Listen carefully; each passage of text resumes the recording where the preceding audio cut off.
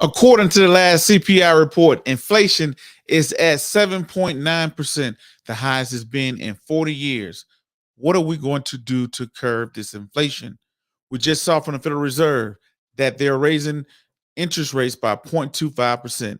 But, ladies and gentlemen, on this episode, we're going to do some history and we're going to ask the question: is it going to require a recession to fix inflation?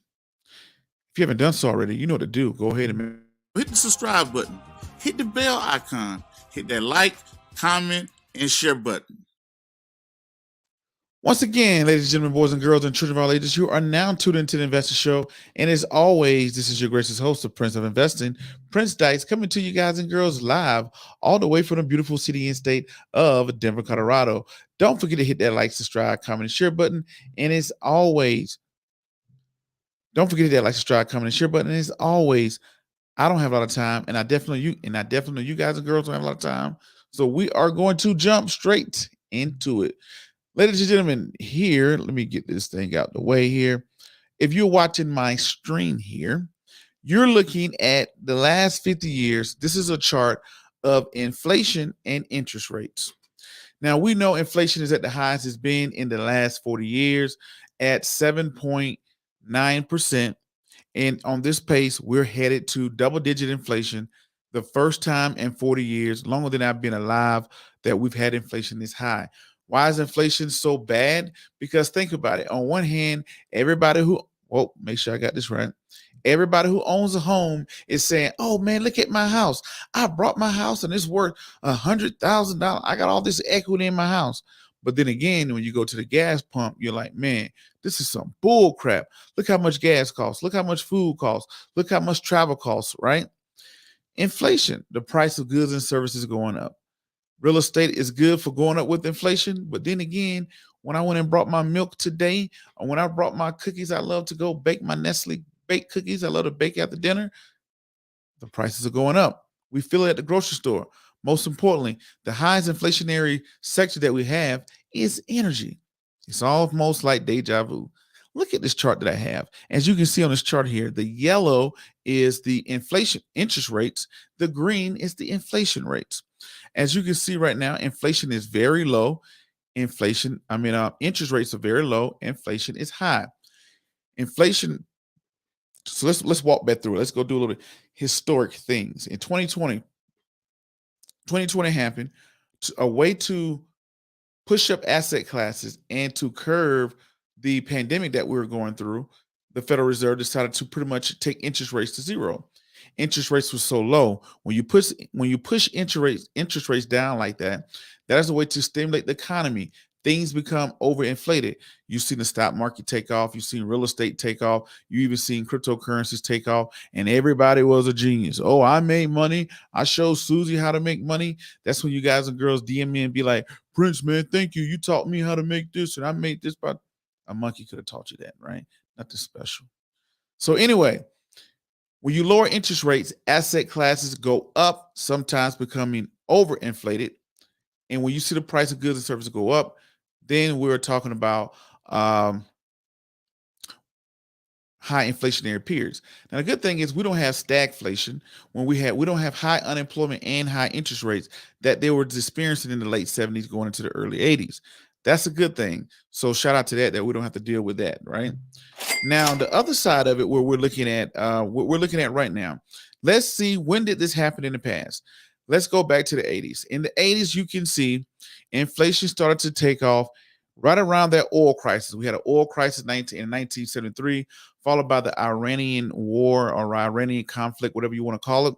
We know a lot of our oil comes from the Middle East. Guess what? Today, we have a conflict with Russia, who's the world's number 3 producer of oil, who produces pretty much practically all the oil for Europe.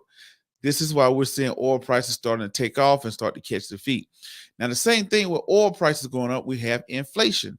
Ladies and gentlemen, doesn't that sound familiar? High oil prices, also with inflation going up. So we are in that period. This is what makes me think, what did we do back then? So as you can see this green line, going into the 80s, you see inflation just going up. Inflation is in the double digits, right? Inflation almost hits 15% in the early 80s. So what did the Federal Reserve do? The Federal Reserve just started raising interest rates, raising interest rates. They were chasing inflation, chasing inflation, chasing inflation, raising these interest rates. And as they started to raise these interest rates, the interest rates got to a high of 20%.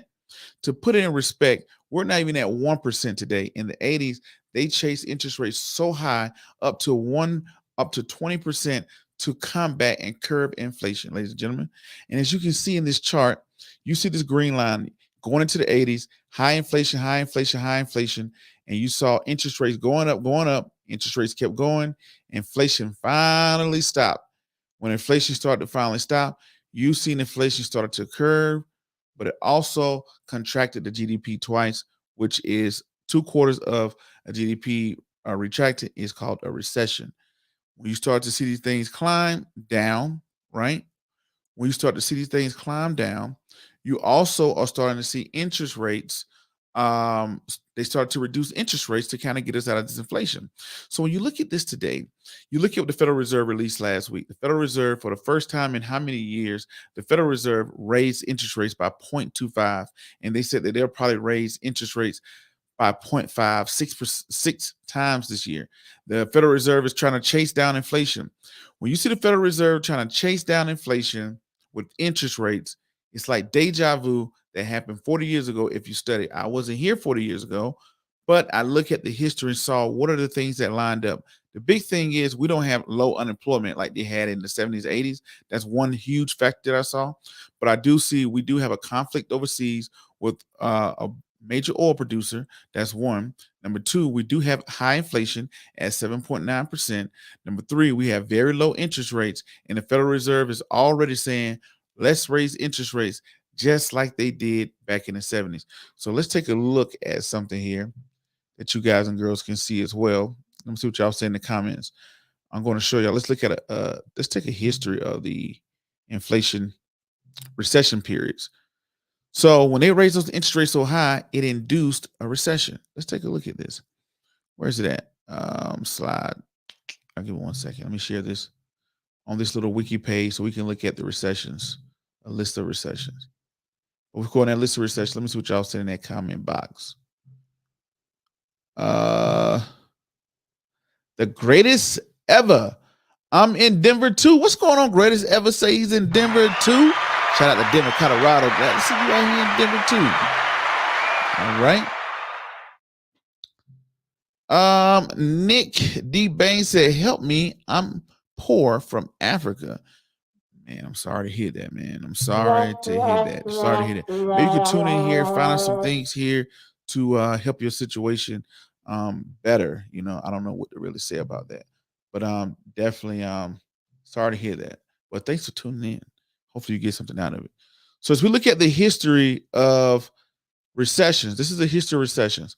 We're going to go all the way down to the 70s, right? Let's stroll all the way down to the 70s and 80s and to see why it happened.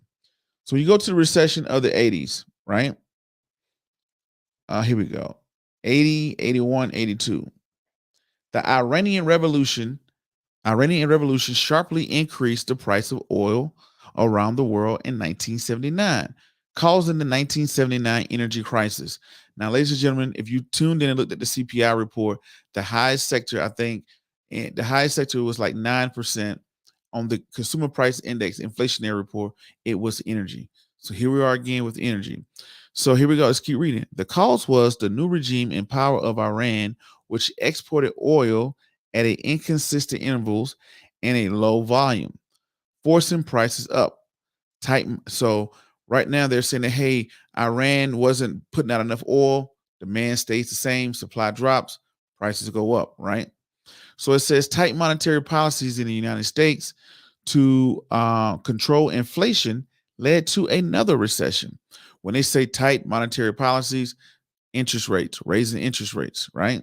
The change were largely because of here you go. The changes were made largely because inflation carried over from the previous decade because of the 1973 oil crisis and the 1979 energy crisis. So right now, energy, if you look at the CPI report that we reviewed on the show, energy has the highest inflationary periods out of all sectors, along with fuel oil. Also, we got these sanctions going on with Russia, who's the number 3 producer of oil. It almost seems like deja vu. The only thing is, we don't have any low unemployment, at least right now. We don't. So when you look at this, now the good thing about it, it only lasts when recession comes. It only lasts about 1 year, some change. So I think that by us aggressively raising interest rates, trying to chase down inflation, are we going to lead ourselves into another recession in a do-over of the early 80s, where we had high inflation, high oil prices, and low inflation? What you guys and girls think in the comment box? What do y'all think? That's what I think. There it is. Let me pull this down here. There it is there. Are we headed to an inflation? Y'all let me know what y'all think. Until the next video, podcast, cartoon, or whatever else crazy y'all see me doing around the globe. Peace. Be safe. I'm out. And thank you.